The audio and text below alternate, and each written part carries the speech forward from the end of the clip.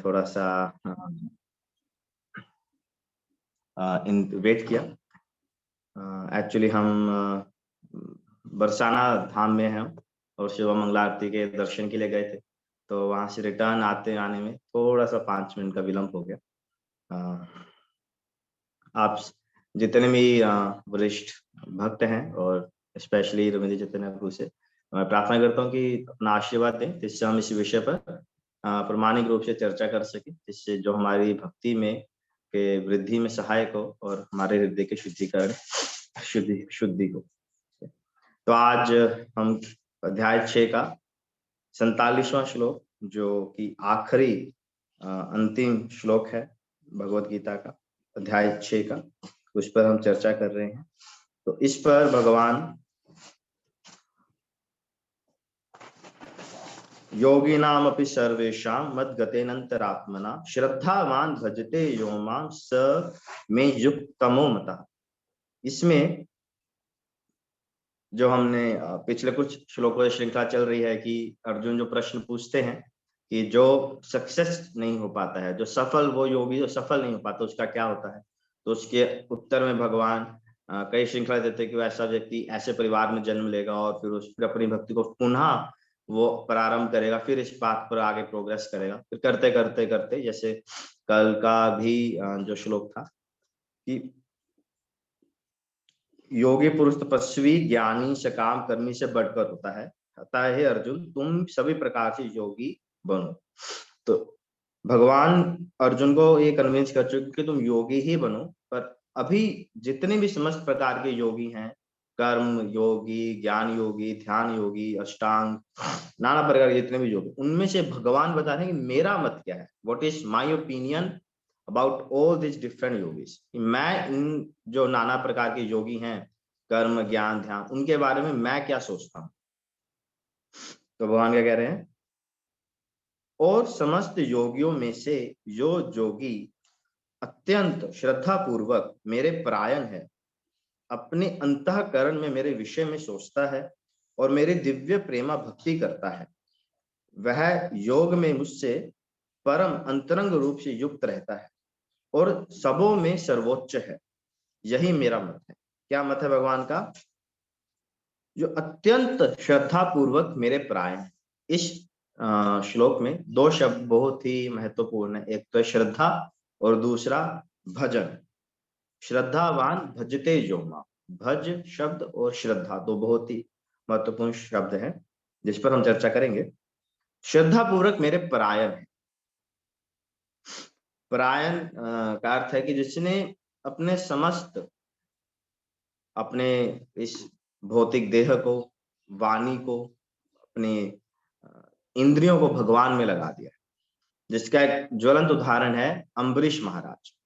अम्बरीश महाराज के जो आप कथा पढ़ते हैं, उनका एक बहुत ही सुंदर एक श्लोक आता है जो अभी तो स्मरण नहीं है, मना कृष्ण पदारविंद, कि वो कहता है कि मैंने अपने मन को भगवान के बारे में चिंतन के रूप में लगा दिया, अपने हाथों को भगवान के मंदिर का मार्जन करने में लगाया है, अपने पैरों को भगवान की ओर, भगवान के मंदिर जाने में, अपने स्पर्श को भगवान के भक्तों को गले मिलने में, अपनी नासिका को भगवान के जो चरण तुलसी होती है उसकी सुगंध लेने में, जो फूल होते हैं उनका सुगंध लेने, ऐसे नाना प्रकार से अपनी हर एक इंद्रियों को उन्होंने भगवान की सेवा में लगा दिया।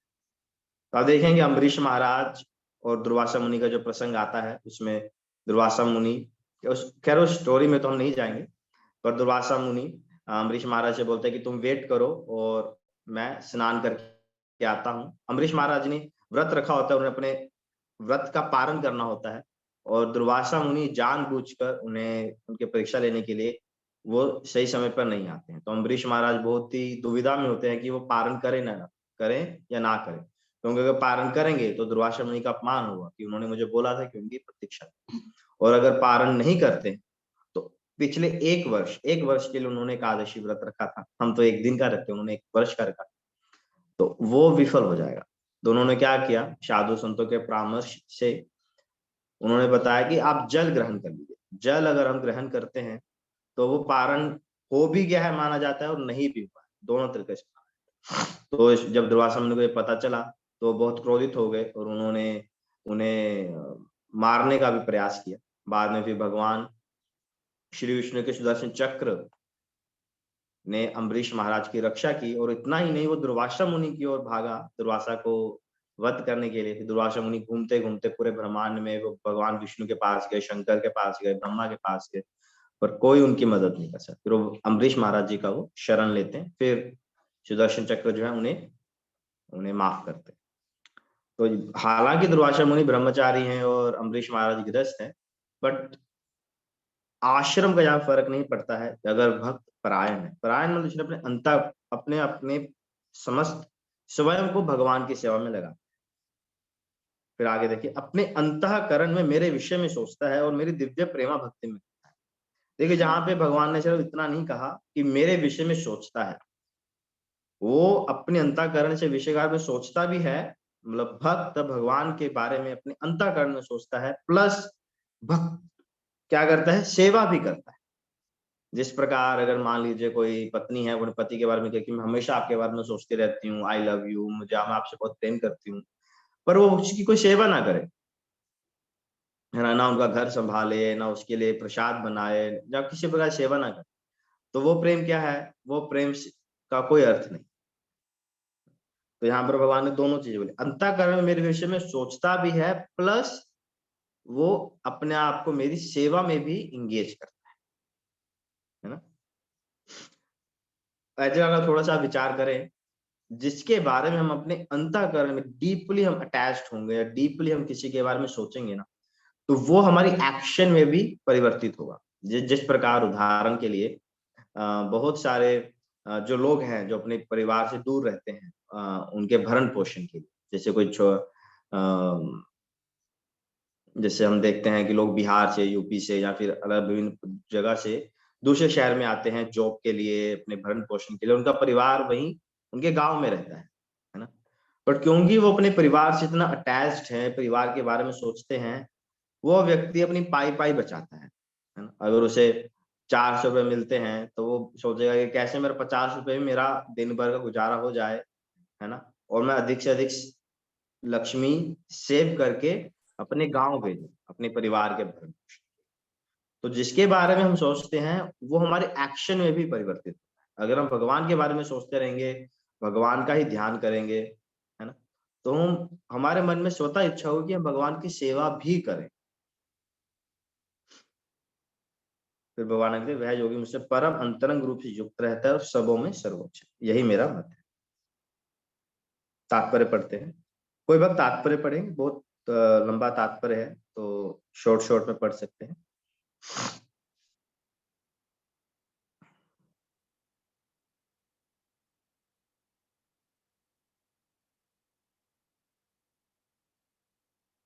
कोई पढ़ना चाहता है तात्पर्य?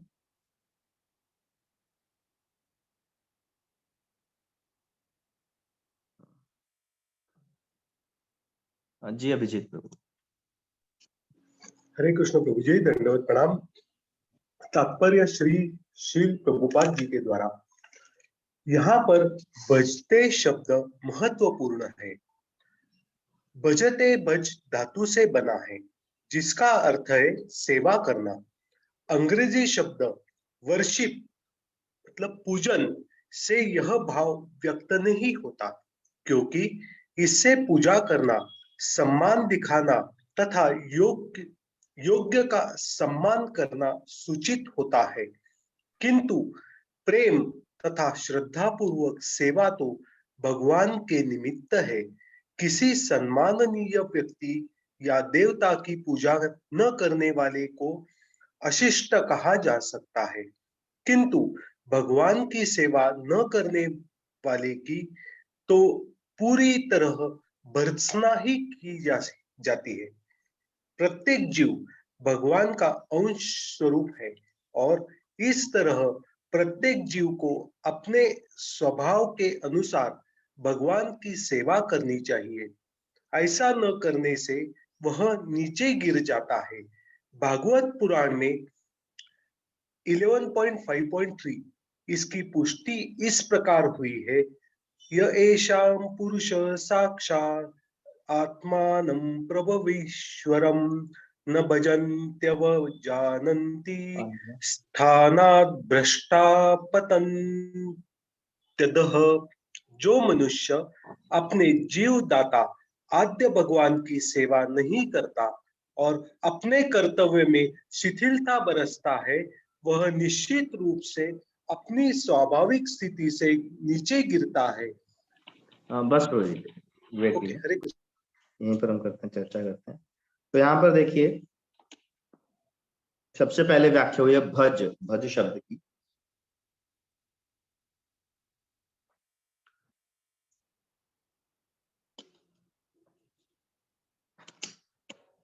भजते, भज धातु से बना है, जिसका अर्थ है सेवा करना। और इंग्लिश में हम इसका जो अर्थ लेते हैं वो है वर्शिप। एक्चुअली प्रभुपाद जी कहते थे, English is not a very good language. English बहुत अच्छी नहीं है, बट क्योंकि इंग्लिश में ना बहुत कमियां हैं। जैसे किसी को संबोधन करना हो तो इंग्लिश में एक ही वर्ड है, यू, है ना। बट आप हिंदी में देखेंगे तो कितने शब्द हैं। अगर वो मेरे से इक्वल है तो हम बोलते हैं तुम, है ना।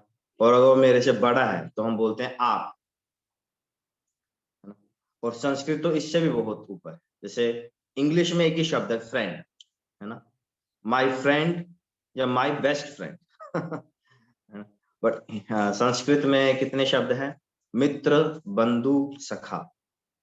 जैसे है ना, जो 5th अध्याय में चैप्टर में आता है कि भगवान, जहां पर जब हम श्लोक पढ़ते हैं, कितने ही वर्ष हैं, भगवान कृष्ण को बोलते तुम मेरे सखा हो, या कहीं है ना। पर संस्कृत में 3 शब्द हैं, बंधु, मित्र और सखा, जो जस्ट हमारा जिसके साथ हाय हेलो है। एक जिसके साथ आपकी थोड़ी सी मित्रता है, एक जो आपके बहुत ही घनिष्ठ मित्र है। तो इंग्लिश के थोड़े से सुहृद ना, जो आपके बहुत ही वेल विशर है। तो यहाँ पर वर्शिप जो शब्द है, प्रभुपाद जी उसको बता रहे हैं कि वो शब्द भगवान के लिए अप्लाई नहीं होता है। भगवान के लिए जो अप्लाई होता है भज, भजना। भजन क्या है, श्रवणम, कीर्तनम, स्मरणम, वंदनम, अर्चनम, वंदनम, दास्यम, साख्यम आत्मदेव।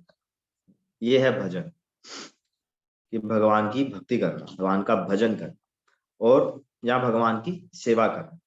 और इसके विपरीत जो वर्शिप है, वो किसी भी सम्मानीय व्यक्ति, जैसे कोई बड़ा पॉलिटिशियन है या कोई बड़ी पोस्ट पर है, उसका सम्मान करना या फिर उसकी पूजा करना, उसको सूचित करता है वर्शिप करना।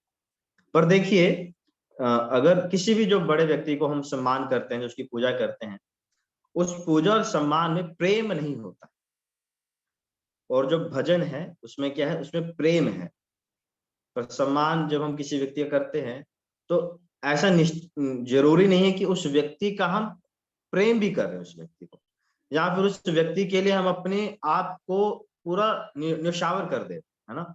हम अपने पूरे जीवन उसके शरणागति में बिता दे, है ना। ऐसा नहीं होगा। आज देख, ना जाने कितने बड़े ना बड़ा व्यक्ति क्यों ना हो, अंबानी ही क्यों ना हो, या करोड़पति बड़ा पॉलिटिकल लीडर ही क्यों ना हो, है ना, उससे अपनी सेवा में जितने भी लोग रखते हैं, उन सबको क्या देते हैं, वो सैलरी देते हैं। बिना अगर वो सैलरी ना दे तो कोई भी उसके लिए काम करेगा। हालांकि इतना क्योंकि संसार में देखा गया है कि जब पैसा नहीं रहता है तो अपने मित्र, परिजन, यहाँ तक कि अपनी पत्नी, अपने बच्चे तक आपको छोड़ के चले जाते हैं, है ना। जब तक पैसा है, दुनिया पूछती है तू कैसा है। तो पैसा नहीं है तो लोग छोड़ के चले जाते हैं। मतलब वो आपके लिए नहीं थे, वो सम्मान, वो पूजा किसके लिए थी, आपकी अचीवमेंट के लिए थी, कि आपने जो संसार में पाया, कोई बड़ी पोजीशन पाई है, बहुत बड़ा धन पाया, जो अचीवमेंट है आप। पर भगवान के लिए देखिए, उसी तरह आप देखिए श्रील प्रभुपाद जी को देखिए। आज श्रील प्रभुपाद हमारे भौतिक रूप से, मतलब फिजिकली हमारे बीच में नहीं है, बट फिर भी आज भी हजारों भक्त प्रभुपाद जी के लिए अपने पूरे जीवन को समर्पित करने के लिए तैयार। प्रभुपाद जी कहते थे कि ये देखिए, इतने American, European, I am an old man, मैं एक बूढ़ा व्यक्ति हूँ, मैं इनको कोई सैलरी नहीं दे रहा हूँ, पर ये मेरे लिए अपना पूरा जीवन न्यौछावर करते हैं। इतने यंग व्यक्ति ब्रह्मचारी बन गए, सन्यासी बन गए, और कहां तक कि एक रिपोर्टर ने प्रभुपाद जी से पूछा कि क्या आपके शिष्य कहीं भी जा सकते हैं, आपके आदेश पर वो कहीं भी जा सकते हैं? प्रभुपाद जी ने बोला यस, पूरा कॉन्फिडेंस के साथ बोला यस। तो उन्होंने पूछा क्या आपके शिष्य पाकिस्तान भी जाएंगे?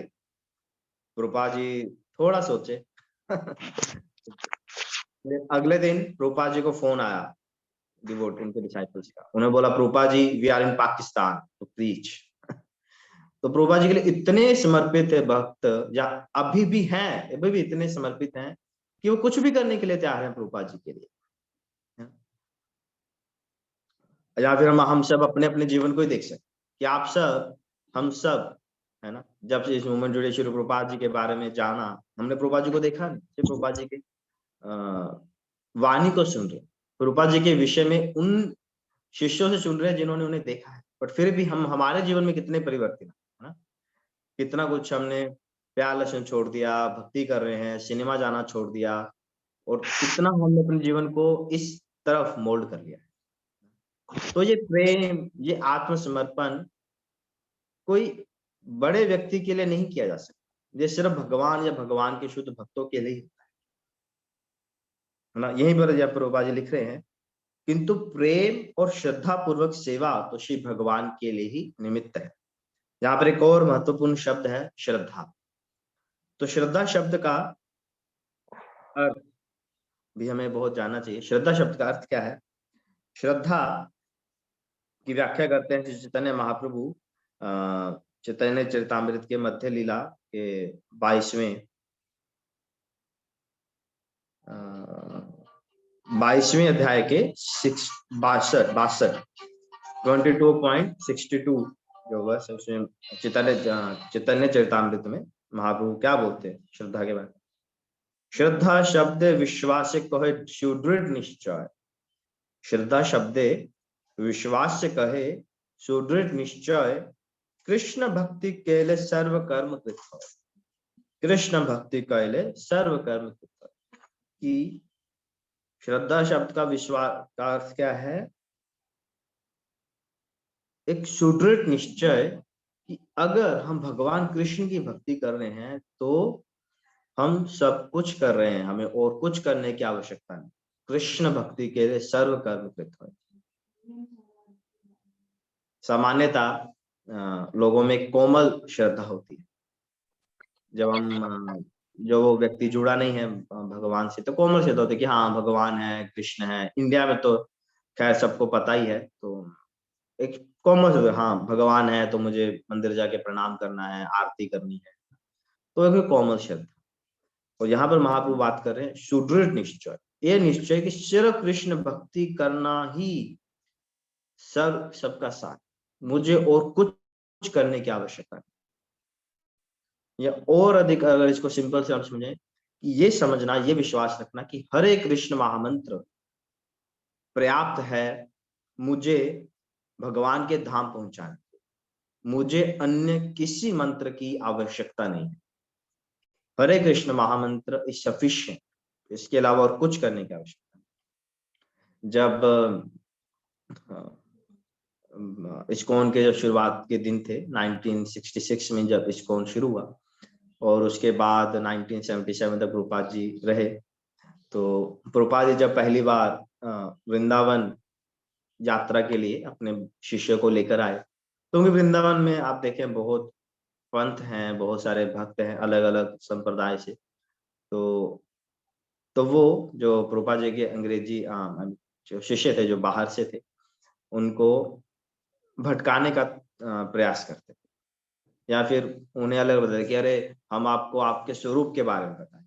प्रभुपाद जी ने तो सिर्फ ABC दिया है ना, क्योंकि आप अधिकतर प्रभुपाद जी के लेक्चर्स पढ़े या फिर लेक्चर सुने, पुस्तकें पढ़े, तो अधिकतर प्रभुपाद जी बहुत बेसिक्स पर रहते हैं ना, body, soul, material energy, spiritual energy, आध्यात्मिक जगत, भौतिक जगत, सेवा, सेंसेस को भगवान की सेवा में लगाना, है ना, जन्म मृत्यु जरा व्याधि दुख दोषानुदर्शनम। अधिकतर अगर हम प्रभुपाद जी तो प्रभुपाद जी बहुत बेसिक पर रहते। प्रभुपाद जी ने कहीं रास लीला, श्री राधा तत्व, गुरु तत्व ऐसे के ऊपर व्याख्या कर रहे हो, ऐसा आपको लेक्चर नहीं मिलेगा। तो भक्तों कहते थे कि अरे उन्होंने तो बहुत ABC दिया है, आप हमारे साथ चलिए, हम आपको आपके स्वरूप के बारे में बताते, हम आपको भगवान के दर्शन कराएं नाना प्रकार के।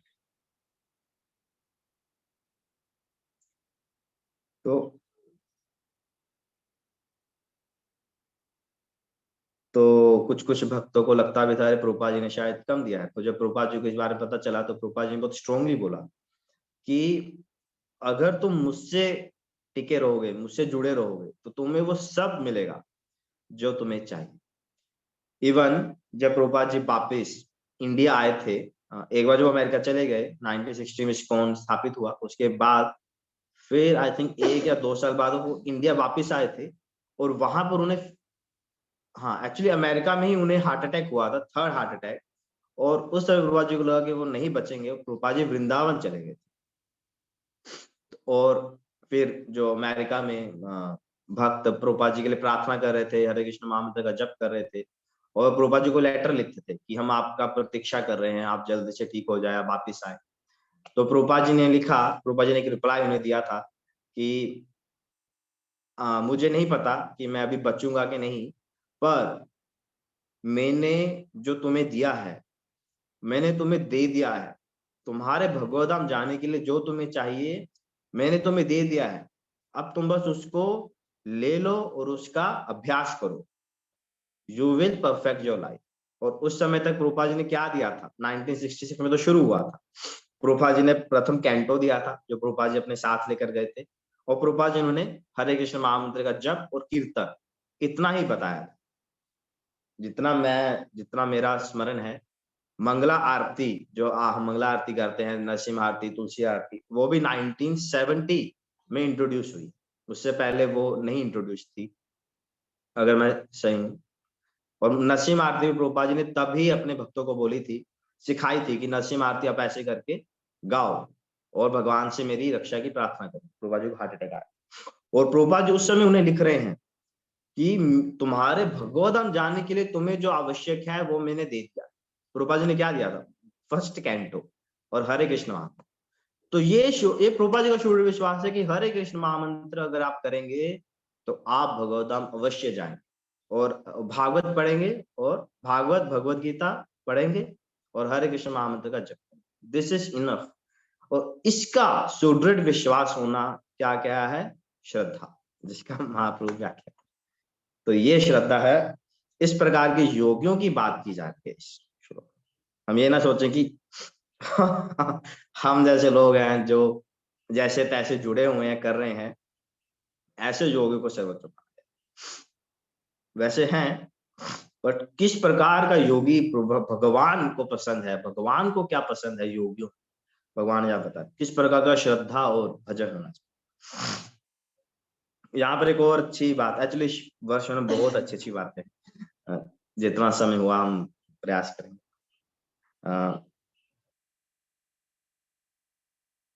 भगवान की यहाँ पर लिखा है, किसी सम्मानीय व्यक्ति की पूजा ना करना तो ठीक है, वो तो शिष्ट क्या है कहा जाएगा कि ना आपके घर में कोई या फिर आपकी कॉलोनी में कोई बहुत अच्छा व्यक्ति आया और आपने उसका सम्मान नहीं किया, तो ये तो अच्छा एटिकेट नहीं है। पर भगवान की सेवा ना करना तो इसका तो बुरा भर्त्सना की जाने वाला, ऐसे व्यक्ति को तो कंडेम करना चाहिए जो भगवान की पूजा नहीं करता है। अगर इस डेफिनेशन से देखा जाए तो practically every second person on the street, मतलब हर दूसरा व्यक्ति स्ट्रीट में यही कर रहा है, भगवान की पूजा कौन, कोई नहीं। और इसका अगर ऐसा क्यों बोला गया है, इसका आंसर जो अभी जो श्लोक नीचे लिखा गया है उसमें दिया गया है, यह ऐशा पुरुषम साक्षात साक्षात आत्म प्रभव ईश्वरम न भजन्ते व जानन्ति स्थानात अपृष्ट प्रत्यंत। जो मनुष्य अपने जीवन दाता आद्य भगवान की सेवा नहीं करता और अपने कर्तव्य में शिथिलता बरतता है, वह निश्चित रूप से अपनी स्वाभाविक स्थिति से नीचे गिरता है। देखिए यहाँ पर क्यों ऐसा क्यों बताया गया है। सबसे पहले तो ये देखिए कि भगवान की जो पूजा है, भगवान की जो सेवा करना है, वो क्या है, वो यहाँ पर लिखा गया वो हमारा कर्तव्य है, मतलब हमारी ड्यूटी है कि हम भगवान की सेवा। अगर कोई व्यक्ति भगवान की पूजा अर्चना भजन में लगा है और उससे लग रहा है कि वो कुछ महान कर रहा है, तो ऐसा उसे नहीं सोचना चाहिए, क्योंकि भगवान की सेवा करना हमारा क्या है, कर्तव्य है, इट इज माई ड्यूटी। हाँ, और जब इस ड्यूटी में प्रेम ऐड हो जाता है तो फिर वो भजन बन जाता है ना, फिर वो भजन बन जाता है। पर कम से कम हमें भगवान के प्रति अपनी ड्यूटी करनी चाहिए। और ऐसा क्यों बोला गया है, देखिए, अगर जैसे अभी दिवाली गई, दिवाली में हम अपने रिश्तेदारों को ना कितना आदान प्रदान होता है, गिफ्ट्स का लेन देन होता है, हम मिठाइयां देते हैं या कोई गिफ्ट देते हैं, है ना। तो जनरली हम किनको गिफ्ट देते हैं, जो हमें भी देते हैं, जो प्रॉपर रेसिप्रोकेट करते हैं, है ना। हमें पता है कि यार हाँ, हर हर साल दिवाली पर हमें मामा की तरफ से, मौसी की तरफ से, बुआ की तरफ से या फिर इन अपने फ्रेंड्स की तरफ से गिफ्ट मिलता है, और उन्हीं को हम गिफ्ट रिटर्न भी देते हैं, है ना। शादी में हम जाते हैं तो हम क्या करते हैं, हम गिफ्ट देते हैं, और जो ऑर्गेनाइजर होता है वो हमें कहता है, हमें रिटर्न गिफ्ट देता है। तो रेसिप्रोकेशन होता है इनके बीच में, मतलब एक ने दिया तो हम उसको ही देते हैं। हम उन लोगों से रेसिप्रोकेट नहीं करते हैं जो हमें रेसिप्रोकेट बैक नहीं, है ना। तो देखिए, और यहाँ पर देखिए भगवान हमें कितना कुछ दे रहे हैं। भगवान खाद्य पदार्थ, सार हर प्रकार खाद्य पदार्थ भगवान दे रहे हैं, है ना। सन, मून, अभी नॉर्थ में इतना ठंडी है मैं तो आज बरसाना में, यहाँ पे इतना कोहरा था, हम सुबह मंगला आरती के लिए बाहर निकले, इतना कोहरा, दिख नहीं रहा था कुछ भी सड़क पर। तो अगर कुछ एक दिन के लिए अगर सूरज ना निकले, और अभी देखिए होने ही वाला है, सर्दियां बढ़ेगी, तो पुणे में तो इतना नहीं देखने को मिलता है, बट नॉर्थ साइड वाले आप एक्सपीरियंस, उनको अनुभव है कि कभी कभी ऐसे दिन आता है सन निकलता ही नहीं, और इतना इतना ठंडी होता है ना उस दिन, मतलब ऐसा लगता है कब कब, ऐसा इंतजार करना होता है यार कब निकले सूरज, इसकी एक झलक पाने के लिए लोग तरसते हैं सर्दियों में। तो यहाँ मैं कह रहा था कि भगवान ने ही दिया है। साइंस कहती है अगर अर्थ, जो पृथ्वी है, वो थोड़ा सा 1 डिग्री भी इधर उधर टिल्ट हो जाए तो सारा सिस्टम बिगड़ जाएगा। थोड़ा सा भी अगर नजदीक चली जाए, थोड़ा दूर चली जाए, तुरंत अर्थ जो है दूर चली गई तो पूरी ठंडी हो जाएगी, और नजदीक आ गई तो पूरी तप तप, पूरा भगवान ने सिस्टम सेट करके दिया है ना। और भगवान ने इतना कुछ दिया है, और हम रिटर्न में भगवान को क्या दे रहे, कुछ भी नहीं, कुछ भी नहीं दे रहे। भगवान को हम स्मरण तक नहीं कर रहे। एटलीस्ट आज का जो भौतिकवादी व्यक्ति है, आपकी बात नहीं कर, हम सब तो यहाँ पर सुनने के लिए इकट्ठे, बट भौतिकवादी भगवान की वो स्मरण तक नहीं कर रहा। और ऐसे लोगों की भर्त्सना की कि जिस व्यक्ति ने आपको इतना कुछ दिया है ना, उसका आप, उसको वो स्मरण तक नहीं कर रहा, उसकी कोई सेवा नहीं कर रहा। इतना तक कि अगर हम भी अपने जीवन में देखें, हम भगवान को भोग लगाते हैं, है ना, और 4 चपातियों का भोग लगा, और मान लीजिए भगवान ने 1 चपाती खा ली, जब भगवान खाना शुरू कर दें तो तो भक्त हो सकता है भोग लगाना ही बंद कर दे, अरे यार हम लोग भोग लगाते हैं, भगवान खा जाते हैं, हमारे तो कुछ बचता ही नहीं। तो भगवान क्या करते हैं, भगवान अपने नेत्रों से, अपनी कानों, भगवान तो ऋषिकेश है, भगवान की हर एक इंद्रिय दूसरे इंद्रिय का कार्य करती है। यानी भगवान अपनी आंखों से सूंघ सकते हैं, कानों से खा सकते हैं, है ना, भगवान अपने हाथों से बोल सकते हैं। तो भगवान अपनी आंखों से ही खा लेते और सब प्रसाद के रूप में वापिस दे देते कि कहीं मैंने खाना शुरू कर दिया तो भोग लगाना ही बंद कर देगा।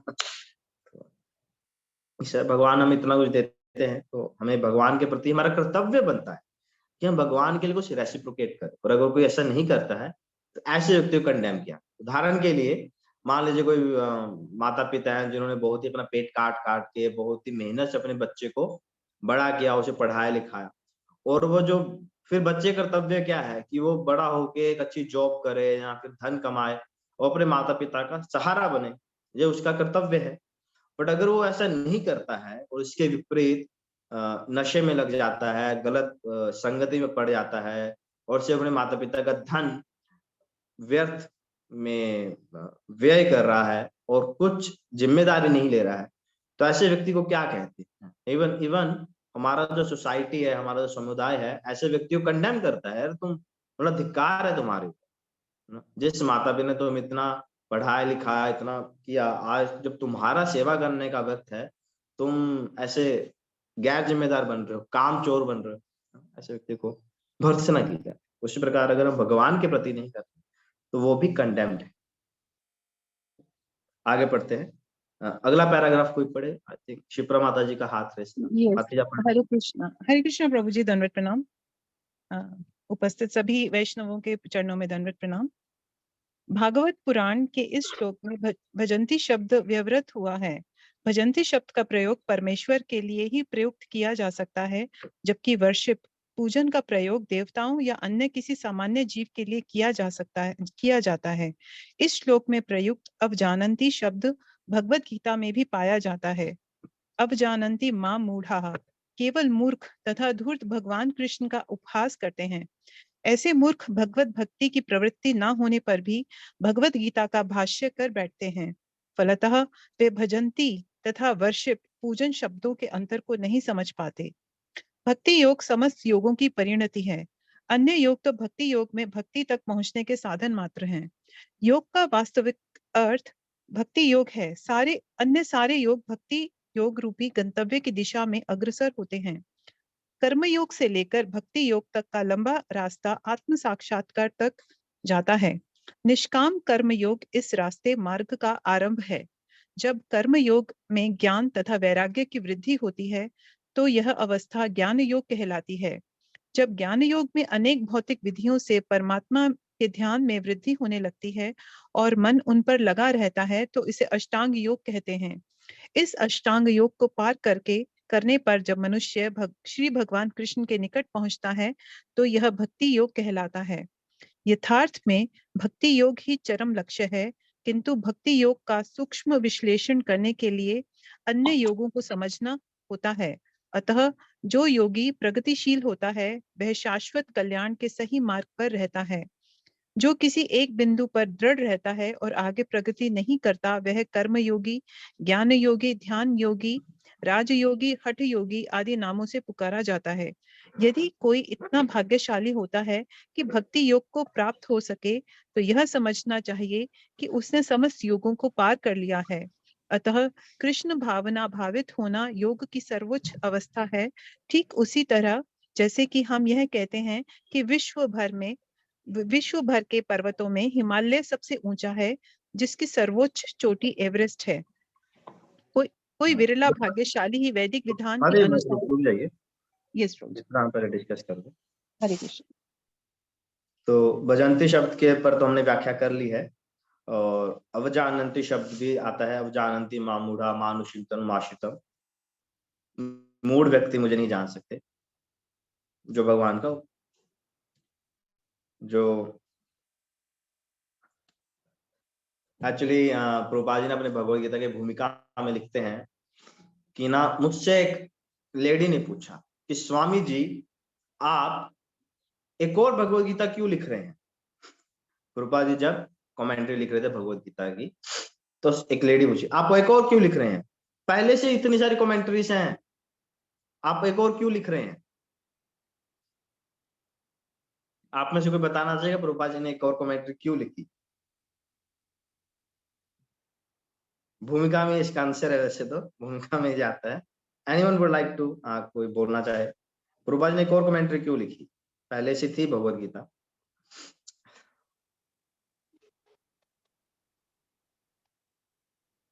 कोई नहीं।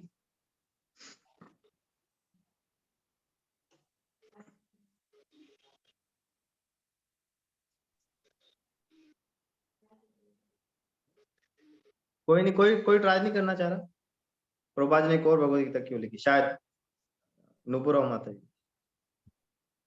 हरे कृष्ण प्रभु जी, ताकि हम सब उसको इजीली समझ सके और कृष्ण भक्ति में एडवांस कर सके या फिर डिवोशनल सर्विस में ज्यादा एडवांस कर सके, क्योंकि बाकी सारे तो बहुत है, तो इसके वो थोड़ा समझने में भी कठिन हो सकता है। हाँ, बट ये थोड़ा सा एग्जैक्ट आंसर नहीं। अच्छा, हिंट देता हूँ, आप भगवद गीता का टाइटल पढ़े। जय श्री मायापुर माता जी। हरे कृष्णा। हरे कृष्णा प्रभु जी। ये जय वो प्रभुपाद जी हमें गुरु परंपरा से जो आया है वो सही सही एज इट इज देना चाहते हैं, इसलिए उन्होंने ये भगवत गीता लिखी है commentary. Yes yes, thank you. Aarti Singh माता जी ने भी चैट पे लिखा है as understand as it is. Prabhupada ji ने एक और क्यों लिखी है, because as it is. Title में इसका आंसर है।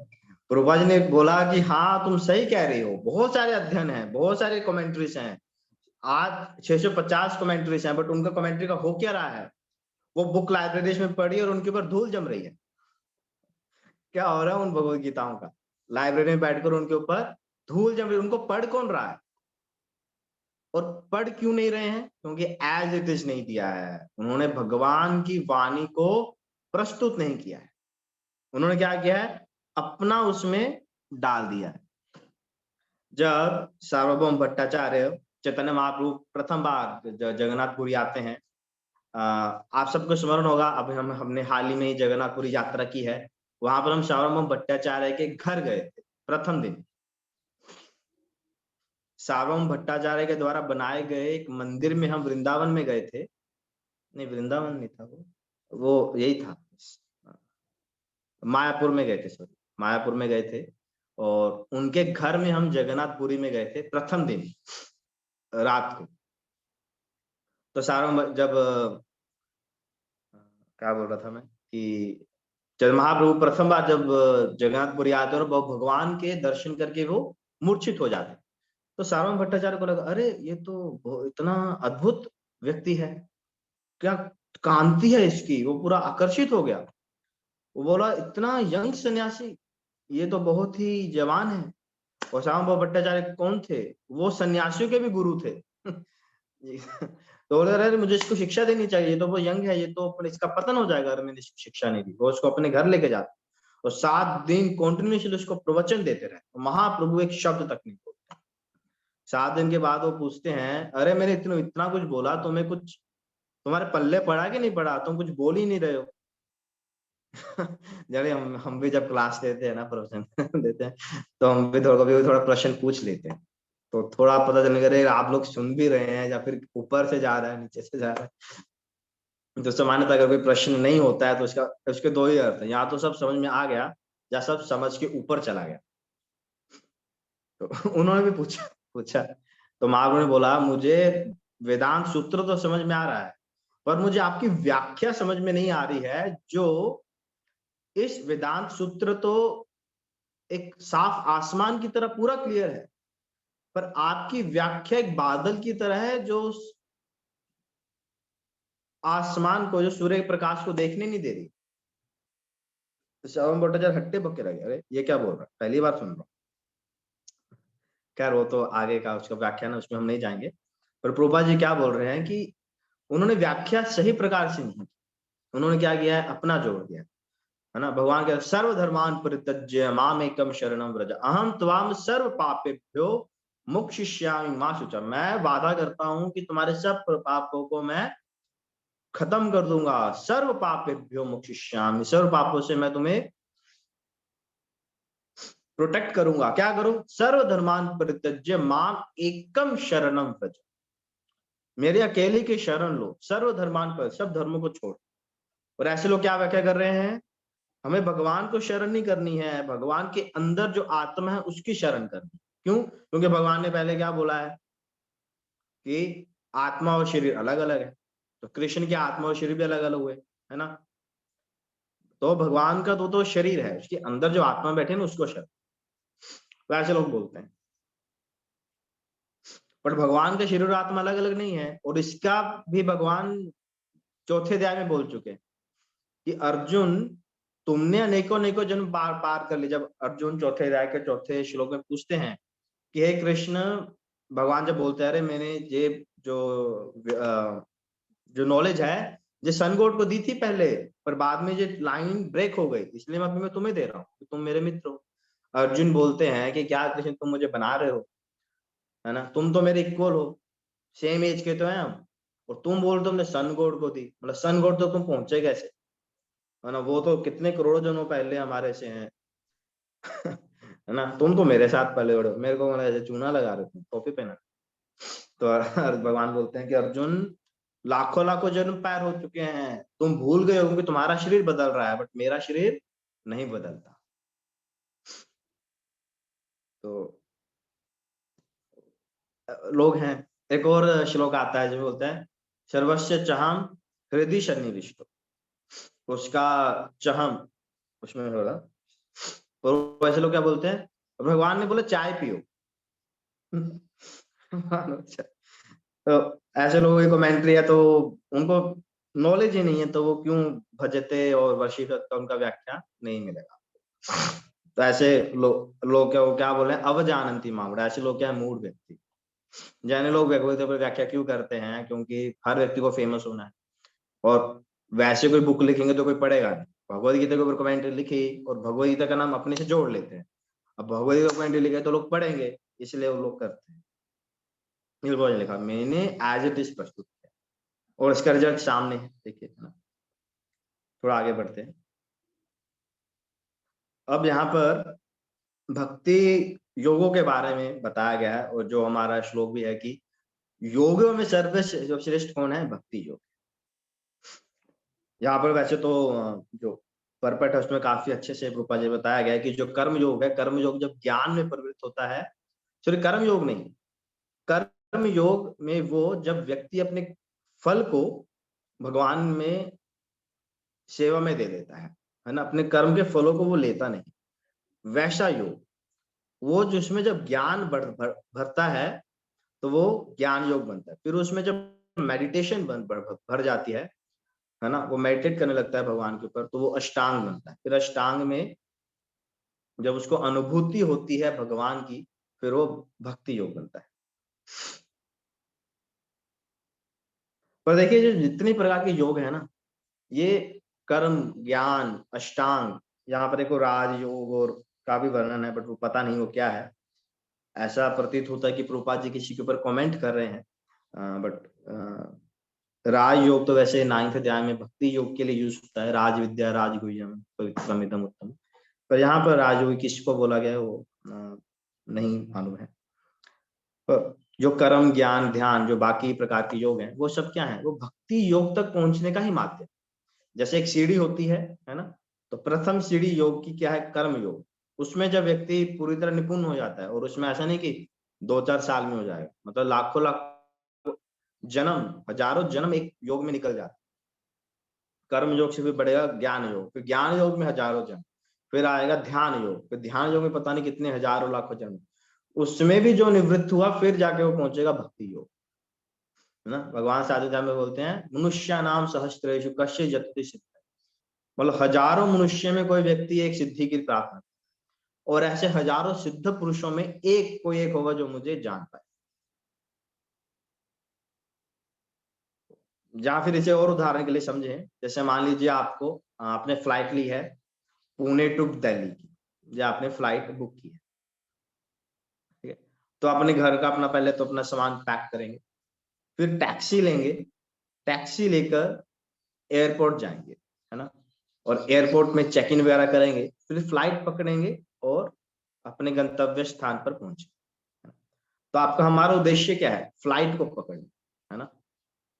और जो आपने इन बिटवीन अपने घर से लेकर एयरपोर्ट तक टैक्सी ली, बस ली, ये वॉकिंग गए, रिक्शा गए, वो सब क्या हो, वो है ना, वो हो गए सेकेंडरी, है ना, सेकेंडरी चीज है, या फिर गौण गौण चीजें होगी।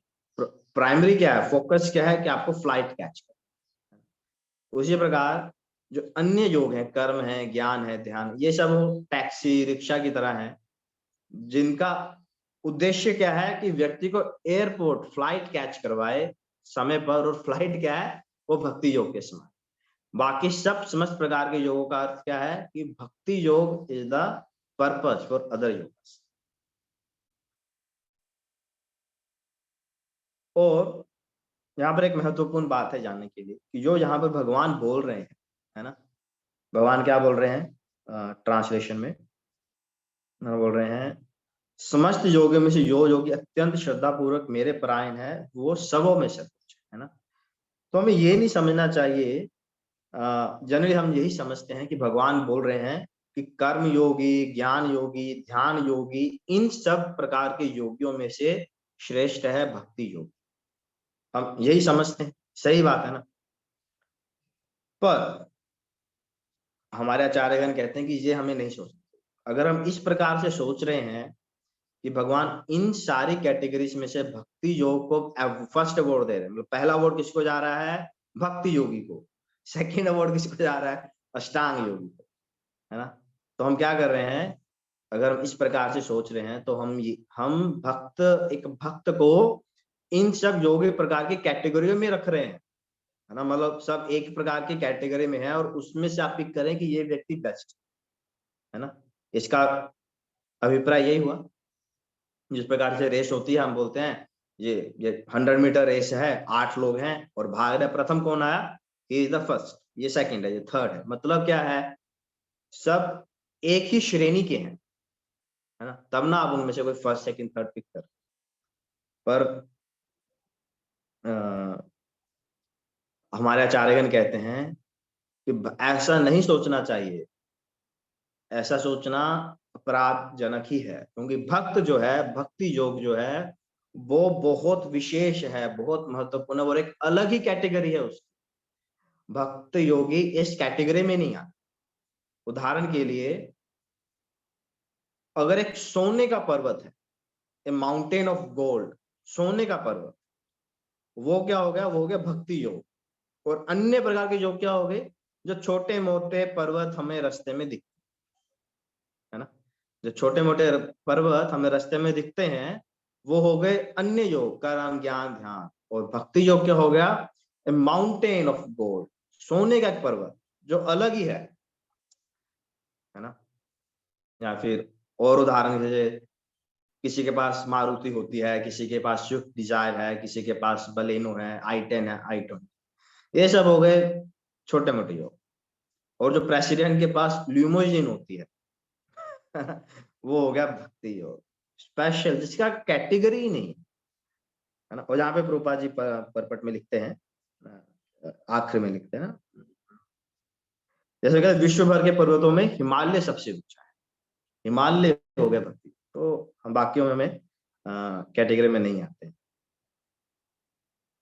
और क्या है इसमें, हाँ, निष्काम कर्म योग इस रास्ते का आरंभ है, जिससे मैंने बताया। कर्म योग जिसमें हम अपने फल को ग्रहण नहीं करते, फल को हम सेवा में दे देते, निष्काम कर्म।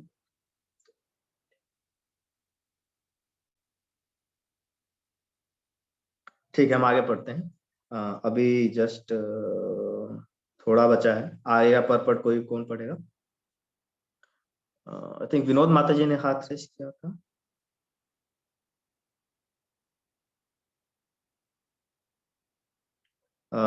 कोई परपट पढ़ेगा, रेस्ट ऑफ द परपट पढ़ सकते।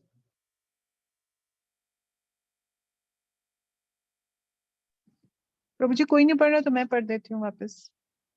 हाँ जी माता जी। हरे कृष्णा। कोई विरला भाग्यशाली ही वैदिक विधान के अनुसार भक्ति योग के पथ को स्वीकार करके कृष्ण भावना भावित हो पाता है। आदर्श योगी श्याम सुंदर कृष्ण पर अपना ध्यान एकाग्र करता है, जो बादल के समान सुंदर रंग वाले हैं, जिनका कमल सदृश मुख सूर्य के समान तेजवान है, जिनका वस्त्र रत्नों से प्रभापूर्ण है और जिनका शरीर फूलों की माला से सुशोभित है। उनके अंगों को प्रदीप्त करने वाली उनकी ज्योति ब्रह्म ज्योति कहलाती है। वे राम, नरसिंह, वराह तथा श्री भगवान कृष्ण जैसे विभिन्न रूपों में अवतरित होते हैं। वे सामान्य व्यक्ति की भांति माता यशोदा के पुत्र रूप में जन्म ग्रहण करते हैं और कृष्ण, गोविंद तथा वासुदेव के नाम से जाने जाते हैं। वे पूर्ण बालक, पूर्ण पति, पूर्ण सखा तथा पूर्ण स्वामी हैं और वे समस्त ऐश्वर्यों तथा दिव्य गुणों से ओतप्रोत हैं। जो श्री भगवान के इन गुणों से पूर्णतया अभिज्ञ रहता है, वह सर्वोच्च योगी कहलाता है। योग की यह सर्वोच्च दशा केवल भक्ति योग से ही प्राप्त की जा सकती है, जिसकी पुष्टि वैदिक साहित्य से होती है। श्वेताश्वर उपनिषद 6.23 यस्य देवे परा भक्तिर्यथा देवे तथा गुरौ तस्यैते कथितार्थाः प्रकाशन्ते महात्मनः। जिन महात्माओं के हृदय में श्री भगवान तथा गुरु में परम श्रद्धा होती है, उनमें वैदिक ज्ञान का संपूर्ण तात्पर्य स्वतः प्रकाशित हो जाता है। भक्ति रस्य भजनम तदिहामुत्रोपाधि नैरास्य येनामुष्मिन् मनः कल्पन मेतदेव नैष्कर्म्यम। भक्ति का अर्थ है भगवान की सेवा, जो इस जीवन में या अगले जीवन में भौतिक लाभ की इच्छा से रहित होती है। ऐसी प्रवृत्तियों से मुक्त होकर मनुष्य को अपना मन परमेश्वर में लीन करना चाहिए। नैष्कर्म्य का यही प्रयोजन है। गोपाल तापनी उपनिषद 1.5।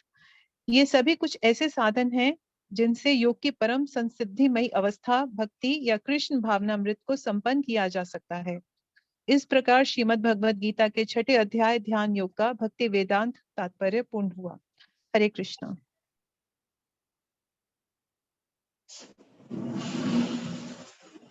हरे कृष्णा।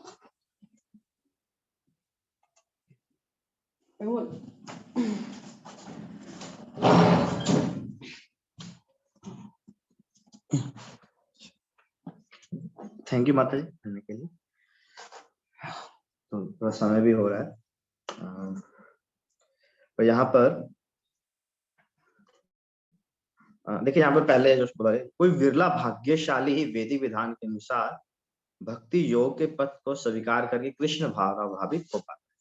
तो यहाँ पर विरला भाग्यवान ऐसा क्यों बोला गया है कि भक्ति योग के पथ को स्वीकार करके, एक्चुअली यहाँ पर भक्तों की बात की गई कि जब तक हमारे जीवन में भक्त इंटरफेयर नहीं करेंगे, भक्तों का हस्तक्षेप नहीं होगा, तब तक ये कृष्ण भावनामृत हमारी समझ में नहीं आए।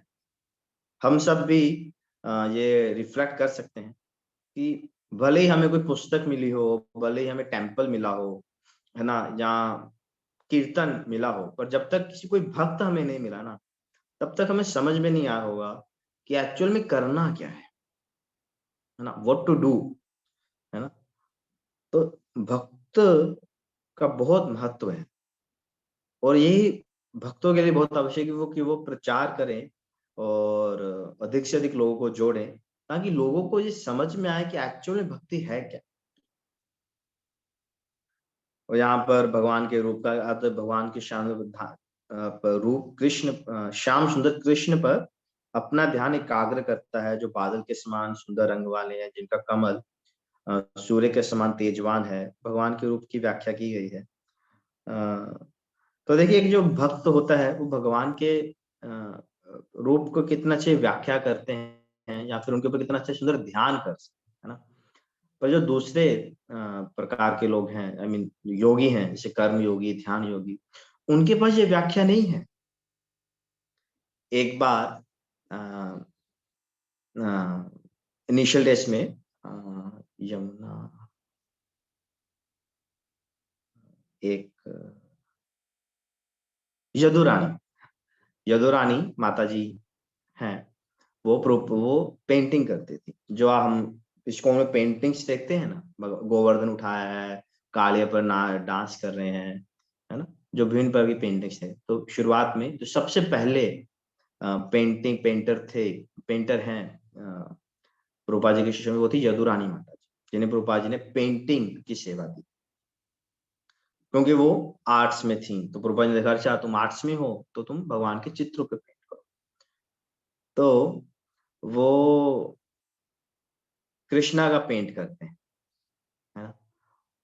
तो वो कृष्ण को ऐसे बहुत, प्रभुपाद जी ने बताया था कृष्ण ऐसे हैं, गोवर्धन उठाया तो भक्तों को लगा उनके बड़े ना डोले शोले होंगे, सिक्स पैक ऐब होंगे, तो वैसे पेंट कर दिया। तो प्रभुपाद जी बोले ये क्या कर दिया, कृष्ण ऐसे थोड़ी ना है, कृष्ण की बॉडी ऐसे नहीं है, कृष्ण को डोले शोले नहीं चाहिए गोवर्धन उठाने। कृष्ण की बॉडी क्या है, लोटस है, लोटस आइज। तो कोई पहले बार कोई आपको बोले अरे लोटस है, समझेगा नहीं क्या लोटस, मतलब कमल है कि क्या है। तो प्रभुपाद जी बहुत माइन्यूटली उन्हें बताया कृष्ण की आंखें कैसे हैं, कृष्ण के होंठ कैसे हैं, कृष्ण की बाजू कैसी है, and then she painted. And आप देखते हैं कि जो पेंटिंग कितनी ब्यूटीफुल है, ऐसा लगता है भगवान ही सामने। प्रभुपाद जी क्या कहते हैं, this paintings are window to the spiritual world, ये आध्यात्मिक जगत की विंडो है ये पेंटिंग्स। और एक बार उन्हें ना पेंट करना था, अब ये मुझे थोड़ा सा ये कंफर्म नहीं है कि यदुरानी माता जी थी या फिर कोई और भक्त था जो पेंटिंग करते थे। तो आई थिंक यदुरानी माता जी ही थी। वो प्रभुपाद जी उन्हें ना परमात्मा, जो हमारे हृदय में परमात्मा होते हैं, उन्हें पेंट कर। तो वो प्रभुपाद जी के पास जाते हैं, प्रभुपाद जी हमें परमात्मा जो है हृदय में विष्णु, उनको पेंट करना है, पर मुझे ये नहीं पता कि विष्णु कर क्या रहे हैं। है ना, मतलब मैं क्या पेंट करूं, बैठे हैं, सो रहे हैं, खा रहे हैं, नाच रहे हैं, पी रहे हैं, क्या रहे हैं, मतलब कैसे पेंट करूं। तो प्रभुपाद जी बैठे थे भक्तों के साथ, प्रभुपाद जी ने बोला, यू नो इट, आपको पता है कि ये जानने के लिए एक योगी को लाखों लाखों जन्म लेने पड़ते हैं और ना जाने कितने लाखों वर्षों का ध्यान करना पड़ता है, फिर जाकर उसे भगवान के इस परमात्मा रूप का दर्शन होता है और वो ये जान पाता है कि भगवान कर क्या रहे। यदुराई माता जी चकित, अरे ये क्या बोलते प्रभुपाद, मतलब लाखों वर्ष का ध्यान करना पड़ेगा मुझे ये तो फिर प्रभुपाद जी ने बोला, but because you have come to a Vaishnava guru, क्योंकि तुम एक वैष्णव गुरु के पास आए हैं, इसलिए वो तुम्हें तुरंत बता सकते कि भगवान क्या कर रहे। Vishnu is standing in the heart with 1 foot ahead, भगवान एक कदम आगे रखकर खड़े हैं और इंतजार कर। प्रभु जी तुरंत बता दे, and she went back and painted, है ना। तो ये है भक्त योगी, तुरंत बता सकते। प्रभुपाद जी ने मतलब ऐसे नहीं खड़े हैं, प्रभु जी ने बोला कि एक पैर उनका आगे भी है ना, मतलब भगवान पूरा मतलब ऐसा खड़े हैं कि बस तुम मेरी तरफ मुड़ो, मेरी तरफ देखो, तुम जीवात्मा और है ना, पूरा बहुत तत्पर है। हनुमान जी का आपने देखा है, हनुमान जी कैसे बैठते हैं, वो दोनों पैर नीचे रख के नहीं बैठते, एक पैर उनका खड़ा होता है ताकि बस भगवान बोले सेवा और तुरंत खड़े हो जाए, विलंब ना हो। ऐसे ही भगवान खड़े हैं कि विलंब ना हो कि ये मेरी तरफ मुड़े और मैं रेसिप्रोकेट ना करता। प्रभुपा जी ने तुरंत बता दिया। तो ऐसे है ना, देखिए प्रभुपा जी कितना व्याख्या कर सकते, प्रभुपा जी पूरा डिटेल बता रहे, ऐसे है वैसे, अरे ये क्या करते हो, भगवान की आंख ऐसी है, भगवान का गौरांग महाप्रभु ऐसे, गौरांग महाप्रभु के हाथ उनके घुटने तक जाते थे। अब जिसने देखा वो ना बता पाएगा, पर ये सब कर्म ज्ञान ध्यान योगी में नहीं, भक्ति योगी की ये स्पेशल, स्पेशली वो भक्त जो उन्होंने एक वैष्णव गुरु का शरण लिया, तो आप जान सकते हैं। फिर जैसे वही यहाँ पर प्रभुपाद जी इसी श्लोक पर आ रहे हैं, मतलब यस्य देवे परा भक्तिर यथा देवे तथा गुरु तस्येते कथ्यता है अर्थ प्रकाशन्ते महात्मन, कि वो महात्मा जिनके हृदय में भगवान और गुरु के प्रति पूर्ण श्रद्धा है। देखिए जहां पर ना कि लोग बोलते हैं कि हम ना कई बार भक्ति बोलते हैं कि लोग बोलते हैं कि हम हरे कृष्ण महामंत्र का जप कर लेंगे, कीर्तन कर लेंगे ना, प्रभुपाद जी की पुस्तकें नहीं पढ़ेंगे, है ना। तो पर ये पुस्तकें जो हैं वो हमें सहायता करते हैं कि हम भक्ति को समझ पाएं और भक्ति को अच्छे तरीके से सेवा करें, क्योंकि हम भगवान की सेवा खुद से नहीं कर सकते। हम सोचेंगे अरे मैं भगवान की सेवा कर लूं खुद से, तो वो नहीं होगी। जो आप देखते होंगे ना, हम वृंदावन जाते हैं, लोग अपने लड्डू गोपाल लेके आते हैं, कोई कपड़े खरीदते हैं, नाना प्रकार की सेवा करते हैं।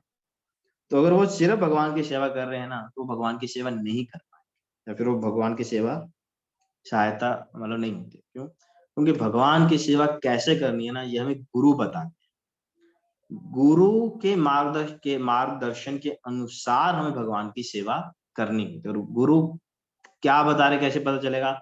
जब हम उनकी शरण लेंगे, उनकी वाणी सुनेंगे, उनकी सेवा करेंगे, उनकी पुस्तकें। हम खुद जंप करके भगवान की ओर नहीं जा सकते, है ना। जस्य प्रसादात भगवत प्रसाद, जस्य अप्रसादात न गति। तो गुरु का बहुत महत्व है, और जब ये श्रद्धा बहुत दृढ़ होगी, बहुत पक्की होगी कि हाँ जी जैसा गुरु ने बोला ना वैसे मैं करूंगा, तो मुझे भगवान अवश्य मिलेंगे। जैसे चैतन्य चरितामृत में एक स्टोरी आती है, एक ब्राह्मण थे, तो वो भगवान चैतन्य महाप्रभु कहाँ जाते, श्रीरंगम जाते दर्शन के लिए, और वहां पर वो एक लड़के को देखते हैं, यंग ब्राह्मण था, वो ना भगवद गीता पढ़ रहा था, बट उल्टी पड़ी थी, और वो पढ़ने का प्रयास कर रहा था, और बाकी जितने भी तथाकथित वहां पर ब्राह्मण थे वो उसका परिहास कर रहे थे, उसका खिल्ली हंसी मजाक उड़ा रहे। क्यों? क्योंकि वो ब्राह्मण था अनपढ़, उसे इतना भी नहीं पता था कि पुस्तक ऐसे पढ़ते हैं या ऐसे पढ़ते हैं, है ना। तो वो उल्टी रखी हुई थी उसने, और वो रो रहा था। तो महाप्रभु उसके पास जाते हैं, माँ बोलते अरे तुम रो क्यों रहे हो? वो बोलता है कि मैं अनपढ़ हूँ और मैं पढ़ नहीं सकता हूँ। पहले तो बोलता है तुमने उल्टी क्यों रखी है तुमने उल्टी रखी हुई है भाई। तो बोलता है कि मैं ना ऐसे अनपढ़ हूँ और मैं पढ़ नहीं सकता। तो महावीर पूछते हैं, अरे अगर तुम अनपढ़ हो तो तुम पढ़ने का प्रयत्न ही क्यों कर रहे हो? तुम क्यों पढ़ रहे हो अगर तुम अनपढ़ हो? तो वो बोलता है कि मेरे गुरु ने बोला है कि मुझे प्रतिदिन भगवत गीता पढ़नी है, मुझे प्रतिदिन एक अध्याय भगवत गीता का पढ़ना है, तो इसलिए मैं पढ़ रहा हूँ। पर क्योंकि मैं अनपढ़ हूँ, मुझे पढ़ना आता नहीं है, बट क्योंकि मेरे गुरु ने बोला है तो मैं पढ़ने का प्रयास कर रहा हूँ। तो फिर महावीर ने बोला, अगर तुम्हें पढ़ना नहीं आता है तो तुम रो क्यों रहे हो? Why are you crying? तो व्यक्ति बोलता है कि इस भगवत गीता के ऊपर ये चित्र है जिसमें भगवान अर्जुन का रथ चला रहे हैं, और जब मैं ये स्मरण करता हूँ कि भगवान कितने उदार हैं, कितने मतलब अपने भक्तों के प्रति कितना प्रेम रखते हैं कि अपने भक्त के लिए सारथी बन गए, है ना। जैसे अमीर लोगों के ड्राइवर्स होते हैं ना, शॉफर जो ड्राइवर होते हैं, है ना, कोई बहुत बड़ी सम्मानीय पोस्ट थोड़ी ना है, तो वो अर्जुन के लिए ड्राइवर बन गए, सारथी बन गए। और उसमें क्या होता है, अब युद्ध हो रहा है, इतना शोर होता है, तो आप बता नहीं सकते कि अरे राइट लो लेफ्ट लो, है ना। कैसे बताते हैं, जो वो क्या होता है, सारथी के पीठ पर अपना पैर मारता है। अगर राइट पैर मारा मतलब राइट जाना है, लेफ्ट पैर मारा मतलब लेफ्ट, क्योंकि आवाज बोल नहीं पाएंगे, वो व्यक्ति युद्ध में बिजी है, वो सुनाई नहीं देगा। और वो कहते जब मैं ये चित्र इसे स्मरण करो भगवान सारथी बन के, तो मुझे बहुत रोना था भगवान का प्रेम और करुणा। महाप्रभु बोलते हैं, उसे गले लगा लेते हैं, वहां बोलते हैं, तुमने तुमने अचीव कर लिया है अपने इस जीवन के उद्देश्य को, you have achieved all success, क्योंकि तो अपने गुरु के प्रति निष्ठा पूर्वक तुमने सेवा की। तो वही बताते हैं, जब हम गुरु के माध्यम से उनके वचनों पर निष्ठा रखकर और उनके वचनों पर विश्वास रखकर, श्रद्धा रखकर भगवान का भजन करेंगे, भगवान की भक्ति करेंगे, तो निश्चित रूप से हमें भगवान मिलेंगे। और ऐसे कई उदाहरण है श्रील प्रभुपाद जी की लाइफ में भी। प्रभुपाद जी कहते हैं, अगर भगवान तुम्हें प्रॉमिस कर रहे हैं कि I will take you to Krishna, तो ही मे और मे नॉट टेक, वो हो सकता है ले जाए, हो सकता नहीं। पर अगर भगवान का कोई भक्त तुम्हें प्रॉमिस कर रहा है, then surely you will go, तो फिर आप पक्का जाओगे। ऐसे वरदराज जी का एक स्टोरी आता है श्रीरंगम में।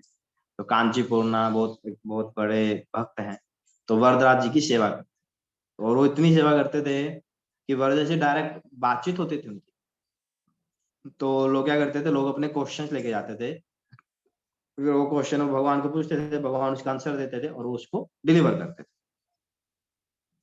तो एक दिन एक भक्त ने प्रश्न लेके आया कि कांचीपुरना जी, आप प्लीज वरदारा जी पूछ के बताइए कि मैं कब भगवत धाम जाऊं। तो कांचीपुरना ने पूछा, तो वरदारा जी बोले, उसको बोल दो कि वो अगले जन्म में जाए, उसका ये जन्म सिद्ध हो गया। तो उसने को बोल दिया, बता दिया, वो भक्त खुशी खुशी चला गया। तो कांचीपुरना के मन में प्रश्न आया, अरे मैं कब जाऊंगा, मैंने तो अपने बारे में तो पूछा ही नहीं। अच्छा मैं भी पूछता हूँ। तो उन्होंने पूछा कि हे वरदराज जी, मैं कब जाऊंगा यही बताइए, मैं भगवत धाम कब जाऊंगा। तो वरदराज जी बोले, तुम्हारा अभी थोड़ा सोचना पड़ेगा, तुम्हें अभी थोड़े 2-3 जन्म और लगने वाले हैं। कांचीपुरना हक्के बके, अरे मैं आपसे डायरेक्ट बात कर रहा हूँ, डायरेक्ट सेवा कर रहा हूँ, वो भक्त तो बात भी नहीं कर रहा, वो जा रहा, मैं नहीं जा रहा हूँ, ये क्या बात? बोले उसका टिकट पक्का है और मेरा टिकट कंफर्म नहीं है। नहीं तो ये बात हो गई, जन्माष्टमी का दिन है, हम ऑर्गेनाइजर हैं और हमें एंट्री नहीं मिल रही और हम वीआईपी पास बांट रहे हैं। तो वो बोल रहे ऐसा क्यों? तो वो बोलते अरे क्योंकि तुमने ना मेरी सेवा तो की है बट मेरे भक्तों की सेवा नहीं की। तो कांचीपुरना तुरंत वो चामर कर रहे होते हैं, तुरंत रखते हैं नीचे और निकल जाते हैं मंदिर से। और फिर वो ढूंढते मैं किसकी सेवा करूं, और कांचीपुरना इतने महान भक्त, कौन उनसे सेवा लेगा। फिर वो बाहर गांव में जाते हैं, अपना वेश बदलते हैं पूरा, है ना, एक साधारण व्यक्ति का वेश पकड़ते हैं, कैसे तो अपना ढकते हैं। वो एक गवाला होता है, गाय भैंस चराने, उसके तबेले में सेवा करते हैं। और वो उनके इतने महान भक्त हैं, तेज कैसे छुपेगा, नहीं छुप पाएगा, तो वो पकड़ लेते हैं और वो फिर उनके चरणों में गिर जाता है, अरे आप तो इतने महान भक्त हैं, आप क्यों मुझे नरक में डालेंगे, आप मेरे घर में ऐसे नौकरों की तरह सेवा। वो फिर कांचीपुरना ने पूरी बात बताते हैं, अरे वरदराज ने मुझे ये बोला है और इसलिए मैं सेवा करने आया हूँ। वो बोले अरे ये आप दोनों के बीच का मामला है, मेरे को बीच में क्यों डाल रहे हो, या आप उनकी अपनी लीला अपनी करें। तो कांचीपुर में वापस जाते हैं, फिर वरदास जी को बोलते हैं अरे देखो मैं सेवा करके आया हूँ। तो ये बोले हाँ अभी तेरा टिकट confirm। तो कहने का वजह था कि सिर्फ भगवान की डायरेक्ट सेवा पर्याप्त नहीं है, भगवान की सेवा थ्रू गुरु के माध्यम से, भक्तों के माध्यम से, तब हम जो जिस प्रकार के योगी की व्याख्या इस श्लोक में की गई है उस प्रकार के योगी हम तब बन पाएंगे जब हम अपने गुरु के माध्यम से सेवा करेंगे, श्रद्धा पूर्वक भजन करेंगे। और यहाँ पर एक और महत्वपूर्ण बात है, यहाँ पर लिखा गया है भगवान की सेवा में किसी भी प्रकार के भौतिक लाभ की इच्छा ना रखें। तो किसी प्रकार की, है ना, ऐसा कहते हैं जब तक हमारे हृदय में भक्ति या मुक्ति की भी इच्छा बनी रहेगी तब तक भक्ति के रस की गंध तक हमें प्राप्त नहीं होगी। तो पर ये प्रभुपाद जी की कृपा है कि हम थोड़ा सा हमें टेस्ट मिलता है भक्ति का, है ना। कई भक्तों का अनुभव है। एक बार मैं ना एक पार्टी में गया था, ऑफिस की पार्टी। कभी कभी जाना पड़ता है, अवॉइडेबल नहीं होती। खैर ये बहुत 4 साल पहले की बात है। तो वो एक डिनर, टीम डिनर जो होता है वैसे लेके गए थे, पुणे में ही थे। पुणे में कहाँ था, Barbeque Nation, Hinjewadi Barbeque Nation में लेके गए थे। तो मैं चला तो गया और वहां के मैनेजर से मैंने बात कर ली थी। तो मैनेजर, क्योंकि हम एक बड़े ग्रुप में आए थे, सिंगल नहीं था, तो मैंने बोला कि ठीक है आपके लिए अलग से पूरा विदाउट ओनियन गार्लिक बना के हम आपके लिए आपको सर्व करेंगे। तो इसलिए हम चले गए, हम बैठे थे, वो सर्व कर भी रहे थे। बट ना, क्योंकि वो मेरी टीम ही थी, मेरी टीम में तो हम डेली वहीं उठते बैठते हैं, पर ना मैं देखा, मैंने ऑब्जर्व किया ना कि मैं उनके साथ वो उस तरह से जेल नहीं कर पा रहा जिस प्रकार से बाकी लोग आपस में जेल कर रहे हैं, आपस में हंसी मजाक कर रहे हैं, मैं कर पा रहा हूँ बट नॉट उस लेवल का। उस दिन ना मुझे थोड़ा सा रियलाइज हुआ कि भक्ति ना कहीं असर करती है। भले ही हम कोई बहुत बड़े लंबे चौड़े भक्त ना बने, पर ना ये जो हरिनाम है, इतने सालों से हम हरिनाम कर रहे हैं, भक्ति कर रहे हैं, कहीं ना कहीं तो असर करती है। हम उस तरीके से ना मटेरियलिस्ट के बीच में मिक्सअप नहीं हो सकते जिस प्रकार से बाकी लोग होते हैं। वैसे कई भक्तों का अनुभव है ना। 10-15 दिन आप मॉर्निंग प्रोग्राम ना करें, भगवान के दर्शन ना करें, तो कितना अजीब सा लगता है ना कि यार कुछ तो मिसिंग है, ऐसा लगा। क्वारंटीन में भी दुनिया इतनी परेशान हो गई, पर भक्त खुश हैं। हमारे तो दर्शन हो रहे हैं, भागवत कथा हो रही है, लेक्चर्स हो रहे हैं, क्या दिक्कत है ना। भक्तों को कुछ फर्क नहीं पड़ा, पड़ता होगा बट उतना नहीं फर्क। बट अगर दर्शन ना हो भगवान के, आप सोचें अगर आपको 4 दिन 10 दिन कुंज बिहारी जी के दर्शन ही ना हो, कितना दूरा दूरा सा लगेगा, खाली खाली सा जीवन लगेगा, है ना। देखिए निकिता माधवी बोल रही है कि सेम उनको भी फील हो रहा है, हर व्यक्ति को फील होता है। तो मैं गारंटी से बोल सकता हूँ हर व्यक्ति को फील होगा। अरे हम दर्शन ना करें कि खाली रहेगा जीवन। तो भक्ति कहीं तो असर करती है, ऐसा नहीं कि हमें। और ये भक्ति योग का फर्क है, भक्ति योग का ही ये विशेष बेनिफिट है कि हम देखिए हम क्या भक्त हैं, हम सब जानते हैं कि हमारा लेवल क्या है ना। फिर भी हमें ना भगवान के दर्शन हो तो एक गलानी सी फील होती है, भगवान की सेवा ना हो, अरे मैंने सेवा ही नहीं की, जन्माष्टमी आ रही है यार, मैंने कुछ सेवा ही नहीं की, मैंने कोई फंड ही नहीं कलेक्ट किया, है ना। कुछ तो करूं, मैं मंदिर जाऊं, प्रभु से मिलेंगे, प्रभु जी कुछ तो सेवा में आप लगाएंगे, नहीं तो मजा नहीं आएगा। अभी हम यात्रा गए, यात्रा में कितने भक्त उत्साहित थे, प्रसाद सर्विंग में खत्म ही मतलब सर्वर ज्यादा हो रहे थे, खाने वाले कम हो रहे थे, है ना। बट कर्म योगी ध्यान योगी में ये नहीं आता है, आएगा बट पता नहीं कितने लाखों जन्मों के बाद आए। जो भक्ति योगी में कुछ, मैं तो वो कुछ महीनों में ही हो जाता है। नया नया भक्त जुड़ता है, वो कुछ महीनों में वो बोलता है कि अरे मुझे सेवा दो। प्रभुपाद जब अमेरिका में इस्कॉन शुरू किया था 1966 में, प्रभुपाद जी सेवा कर रहे थे। प्रभुपाद जी ग्रोसरी भी परचेज करते थे, कुकिंग करते थे, सर्व करते थे। उनके जाने के बाद उनके जो प्लेट्स होते थे उनको धोते भी थे, फिर रूम को भी साफ करते, सब कुछ प्रभुपाद जी खुद। बट कुछ ही समय बाद भक्त लोग आने बोले, अरे Swami ji you want us to serve something, आप चाहते हैं कि हम कुछ सेवा करें। प्रभुपाद जी एक लेक्चर दे रहे थे मतलब उन्हीं दिनों में, और एक हिप्पी मतलब आया अंदर, वो घुस गया। प्रभुपाद जी लेक्चर दे रहे हो, अचानक से एक अंदर आ गया। जैसे मैं अगर लेक्चर दे रहा हूँ और अचानक पीछे दरवाजे से कोई आ जाए और वो बोलता है, सब उसकी तरफ देखते हैं, बोलते हैं Swami ji I have bring this toilet paper, toilet में जो विदेशों में जो होता है ना टॉयलेट रोल, मैंने देखा आपके टॉयलेट में रोल नहीं है तो मैं ये लेके आया हूं। तो ब्रो ठीक है जाओ अंदर जाके लगा दो। तो वो जाता है फिट करके आता है और बैठ जाता है आराम से। तो ये है सेवा भाव कि आया और तुरंत सेवा भाव जागे। ये भक्ति, एक भक्त योग होते हैं ना, शुद्ध भक्त, वही पैदा कर सकते हैं। और हम वृंदावन, प्रभुपाद जी वृंदावन से गए और इतना उनके दिल में था, उन्होंने पूरे विश्व को वृंदावन बना दिया, है ना। हम तो वृंदावन जाते हैं, सोचते हैं भगवान की धाम है, और हमें ऐसा लगता है कि यार काश वृंदावन से हम बाहर ही ना निकले, है ना। इतना पसंद आता है। या यात्रा में लोग जाते हैं ना, अंतिम दिन में क्या बोलते हैं, अरे हम जाते हैं यात्रा खत्म ही ना हो। अभी हम जगन्नाथपुरी मायापुर में गए। तो ये भक्ति योग, ये शुद्ध भक्तों का प्रभाव है। बट कर्म ज्ञान में ऐसा नहीं। कर्म ज्ञान में अगर हम कुछ कर भी लें फिर अगले जन्म फिर शुरू करना पड़ता है। भक्ति योग में क्या है, भगवान बोलते नहीं है अभी कर्म नाश होती प्रत्यवायो ना विद्यते। अगर भक्ति में नाश नहीं होता है, अगर हम 50% कर गए हैं तो अगले जन्म में 51% से शुरू होगी। और भक्ति योग की कोई वो भी नहीं है कि ना कोई क्वालिफिकेशन टू एंटर इनटू भक्ति, है ना। हम प्रचार करते हैं, हर प्रकार के व्यक्ति को हम अंदर ले लेते हैं, धीरे धीरे करके वो शुरू। बट कर्म ज्ञान ध्यान में क्वालिफिकेशन, हर कोई व्यक्ति ऐसा नहीं कि आया और ज्ञान योग करना शुरू कर दिया, उनमें क्वालिफिकेशन। तो भक्ति योग का बहुत महिमा है, बहुत उच्च स्तर की है, जिसको व्याख्या करना भी हम जैसे भक्तों के लिए, मतलब मुझ जैसे भक्तों के लिए कठिन है कि कितनी इसकी महिमा है, कि हम इसे जुड़े हैं। हमें एक प्रमाणिक वैष्णव गुरु का, रूपा जी का शेल्टर प्राप्त हुआ है, उनकी पुस्तकें प्राप्त हुई, कीर्तन प्राप्त हुआ है। तो ये बहुत ही हमारे लिए हम तो कहेंगे मर्सी है, कृपा है रूपा जी की, जो रूपा जी ने हमें दिया। और हम सबका अभी उत्तरदायित्व बनता है कि हम इसको अच्छे से लें और अच्छे से सेवा में जुड़ें और उस प्रकार के योगी बने जो भगवान हमें देखना चाहते, भगवान हमें देखना चाहते। अंतःकरण से भगवान के बारे में सोचें और दिव्य प्रेमा का सेवा में जुड़े। जैसे बस एक आखिरी उदाहरण देकर विराम देंगे इस वाणी को, आज की वाणी को। थोड़ा लेट हो गया है बट श्लोक ही बहुत बड़ा था। जैसे कोई भक्त बोलेगा अरे प्रभु जी,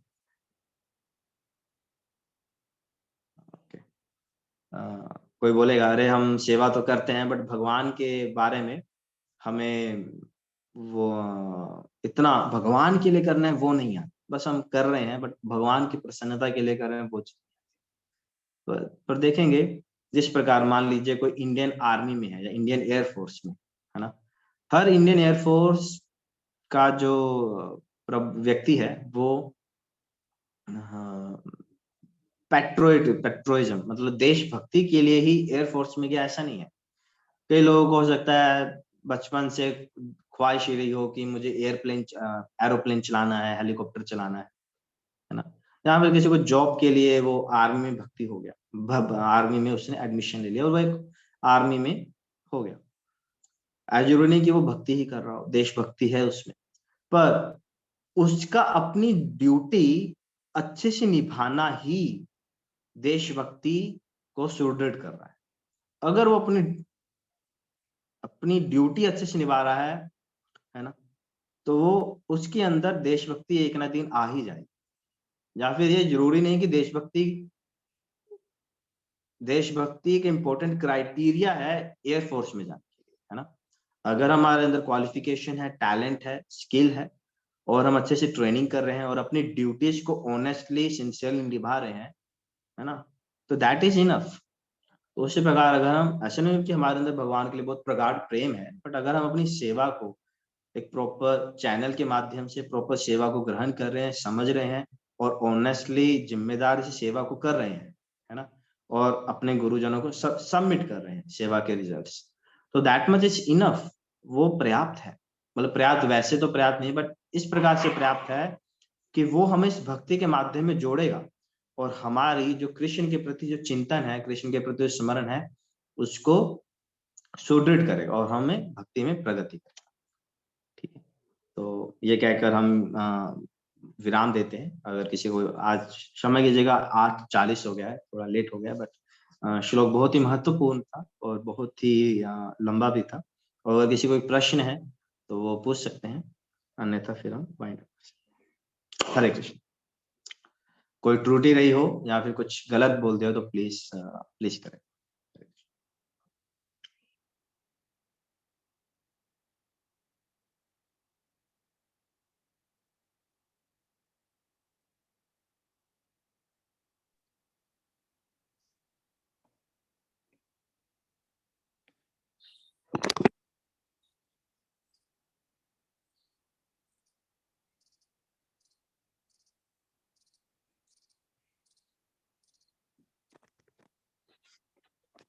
हरे कृष्णा प्रभु जी। हरे कृष्णा, बहुत बहुत धन्यवाद, दंडवत प्रणाम प्रभु जी। बहुत ही सुंदर क्लास, बहुत सारे उदाहरण और बहुत सारे प्रभुपाद के छोटे छोटे पास टाइम्स आपने सुनाए। बहुत सारा साक्षात्कार किया, आपका बहुत बहुत धन्यवाद। और प्रभु जी एक अनाउंसमेंट है, हम कल के बारे में बताएंगे। सुबह में अनाउंस हुआ था, फिर भी इसको रिपीट करेंगे। कल जो है गीता जयंती है, तो सुबह 5 बजे से हम गीता का पठन चालू करेंगे। इसके पहले हिज ग्रेस रविंद्र चैतन्य प्रभु जी इंट्रोडक्शन देंगे और थोड़ा हमें उसके ऊपर ज्ञान देंगे। तो सभी भक्त सुबह 5 बजे से पहले पहले ही जुड़ जाएं। और कल गीता जयंती है, इसका पठन होगा। और परसों जो है राइजिंग स्टार की प्रतियोगिता लेवल 3 का प्रारंभ होगा। सभी भक्तों से निवेदन है कि आप ज्यादा से ज्यादा मात्रा में उपस्थित हो और अपने मित्रगण या जो भी उन पहचान वाले उनको भी जुड़ा सकते हैं और इस तरह इसमें सहयोग करके इसमें भाग ले, ये मेरी प्रार्थना है। और एक बार हम अभी हरे कृष्ण महामंत्र बोल के हिज ग्रेस ऋषभ मित्र प्रभु का धन्यवाद व्यक्त करेंगे। हरे कृष्णा हरे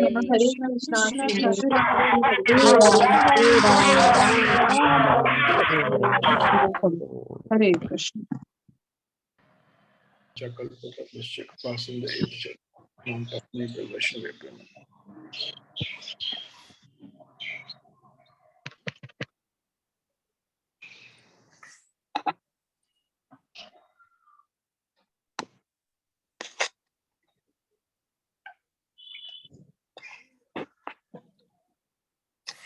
तो मीटिंग को एंड करते हैं।